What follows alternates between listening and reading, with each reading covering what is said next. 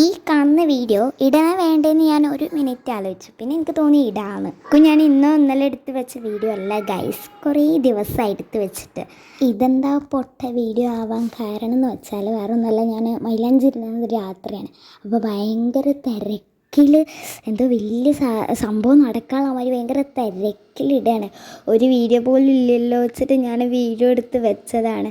അപ്പോൾ എനിക്ക് തോന്നി കുറച്ചും കൂടി നല്ല വൃത്തിയിൽ വേറൊരു ദിവസം അല്ലെങ്കിൽ നാളെങ്കിലും ഇരുന്ന് ഇട്ടാൽ മതിയായിരുന്നു എന്ന്.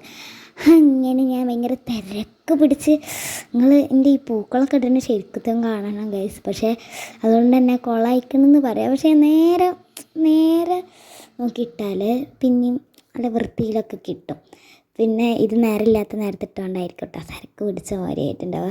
നല്ലും ഒപ്പിച്ച്, പക്ഷേ കൊളയിക്കണമെന്ന് എനിക്കറിയാം, നിങ്ങളൊന്നും പറയണ്ട ഗൈസ്.